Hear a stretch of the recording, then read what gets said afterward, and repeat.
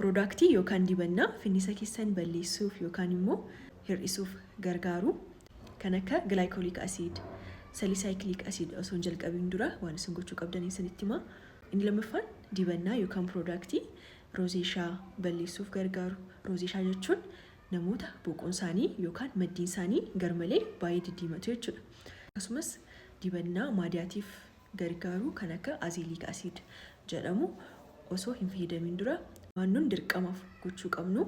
Nun gochuu qabnu tokkoffaa irratti saamunaa yookaan kiliinzarii fuula keenyaaf mijaa'aa ta'e filannee qobaatti saamunaa kana fayyadamuu qabna. Yeroo kiliinzarii yookaan saamunaa bittan immoo amala gogaa keessanii sirriitti baruu qabdu. Fakkeenyaaf gogaan keessan ooyilii yoo ta'e, ooyilii jechuun gogaan keessan cululuqa yoo ta'e, nama akka zayita dibata fakkaatu yoo ta'e, namoonni gogaan keessan amala akkasii ta'e kiliinzarii qobaatti gogaa keessaniif kan hojjetamee jira isatti fayyadamu. Akkasumas namoota gogaan keessan normaalii ta'e, gogaa ta'e, koombineeshin jechuun gartokkoon isaa gogaadha, gartokkoon isaa immoo ooyiliidha jechuudha. Dabalataan immoo namoonni gogaan keessan seensitiivii ta'e saamunaa gogaa keessan wajjin deemuuf filattanii fayyadamuu qabdu. Inni lammaffaan mooyischaraayizarii yookaan dibannaa. Dibannaan dirqamadhaan nu barbaachisa. Gogaan keenya akka hin gogne yookaan haayidiriit gochuuf gargaara waan ta'eef jechuudha. Egaa yeroo dibannaa kana bittan seeraamaayid, niyaasiinaamaayid, haayiluraaniik asiid sadan kana kan of keessatti qabu ilaaltanii bituu qabdu.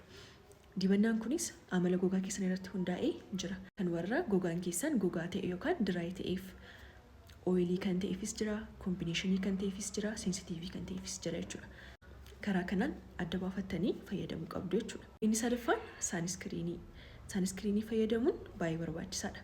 Sababiin isaas aduun wantoota gogaa keenya miidhan keessaa isa tokkodha. Kanaaf dirqama aduurraa of eeguu qabna jechuudha. Yoo saaniskiriinii fayyadamuu hin jaallanne dibaabee fayyadamuudhaan ta'uu danda'a, keeppii adda addaa godhachuudhaan ta'uu danda'a.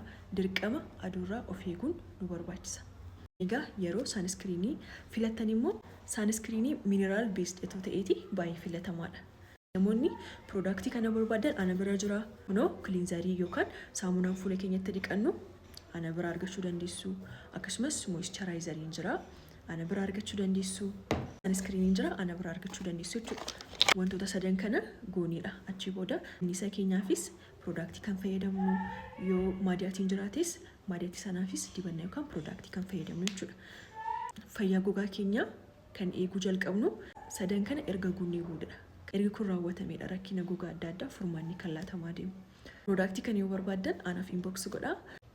Yookaan immoo as jalatti bilillee istoor kan jedhu jira. Achi deemtanii bilbiluudhaan kominikeet gochuudhaan achi argachuu dandeessu. Piroodaaktii kana immoo iddoo biraatii yoo bittan akka oriijinaala ta'e sirriitti mirkaneeffadhaatii achi bituu dandeessu.